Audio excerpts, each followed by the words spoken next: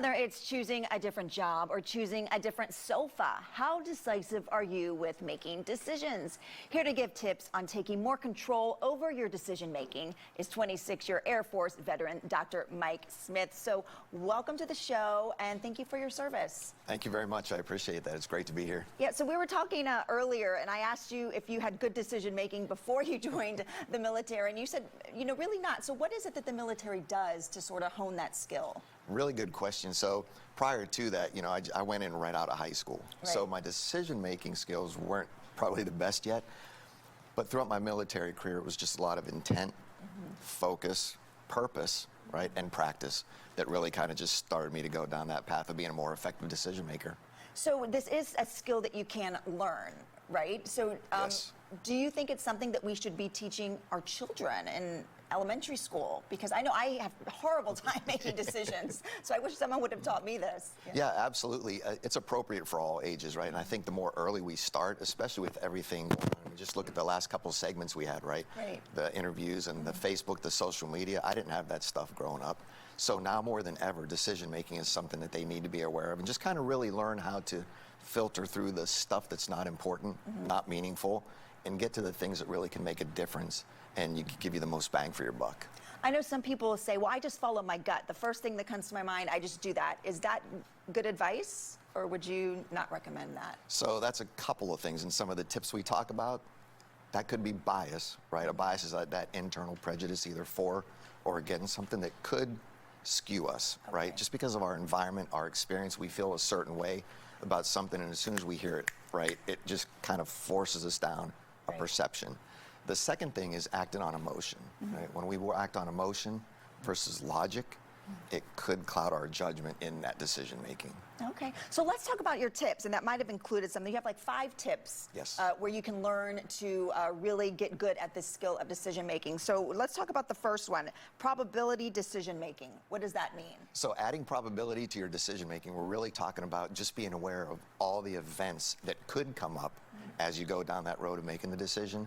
And when you're aware of things that could happen and are more than likely to happen, then you're not blindsided when they pop up out of the blue. Okay, so this is good. And what about be aware of your bias? You kind of mentioned that. So you kind of want to be aware of that before you make a decision and make sure that that's not clouding your judgment. Is that? Yeah. So raising your awareness around your biases is just really connecting with things that you have biases about in the area that you're getting ready to make a decision on, right? Because if you have a negative experience or a negative perception with something, but you're asked to make a decision on it, if you're not aware of that negativity right away, you're going to start down a certain path. Okay, and so then you have limit your choices, but I would say if you're bad at making decisions, I would be like, oh great, let me limit my choices. How do I even do that? But that's a good place to start. Yeah, so like living in Las Vegas, we have a lot of buffets. Right. And I love buffets. Right. So walking into a buffet without knowing what I want, I'll go up and down the line. My wife will already be almost done. Right. There's a 90-minute time limit, and they kick me out, and I haven't even had dessert. Right. So really, when we talk about limiting your choices, it's, again, thinking about the things that are going to give you the best bang for your buck, the most probability for success, and also things that you can manage effectively, right? Whittle it down to that many things. Okay, I like that. And then improve your predictions through objectivity. That sounds logical. Yeah. Right. But again, that's kind of a hard one, right? Right. Objective reality versus delusion. A lot of times when we're emotional in the middle of a decision making, we could be just so worked up about that decision that we have to make that emotion starts to cloud our judgment. So if we can set aside the emotion, look at it logically, right, what's really going on, and make a decision based on that versus how we're feeling, the gut that you said earlier. Okay. Although that does serve us well, it could also backfire in a decision-making process. That's probably hard to take the emotions out of it. That's probably one of the hardest ones. And then set a deadline. I love that. Like, no matter what, I have to have this decision made by X date. Yes. Right. So setting a deadline really does 2 things, right? It creates accountability, first of all, and then secondly, it moves us to take action. Without a deadline, it's just that proverbial kicking the can down the road. Well, I'll get to it next week. It's not really that important right now. Yeah. So I'll get to it next week. Next week comes, oh, I got an appointment and a meeting I got to go to. I'll make that decision by Friday. Okay. Friday comes around and, you get it, right? Right. So how do you perfect the skill? Is it just mainly when you have to make a decision to sort of look at this list and kind of go through? And then if you have to make a snap decision, how do you do that? So in those snap decision moments, when you don't have this, then it's kind of really good to fall back on your experience, Okay. right? And the successes and failures you've had with that.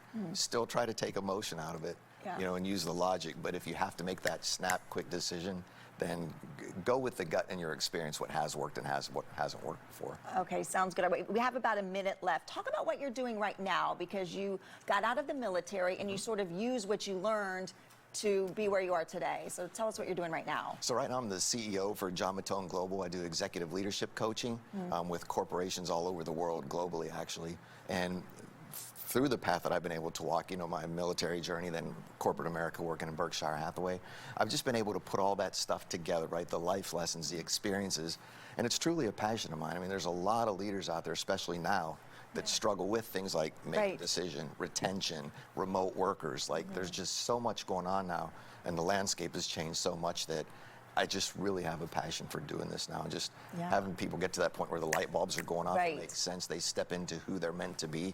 Yes. And then really are fulfilled. Yeah, and confidence, I think, makes you a good decision maker, Huge. too. Yes. All right, well, thank you so much for joining us. We're going to give a website, because if you would like more information to get inspired and to hear from Dr. Smith and other life coaches, you can go to johnmatone.com. And when we come back, it's time for our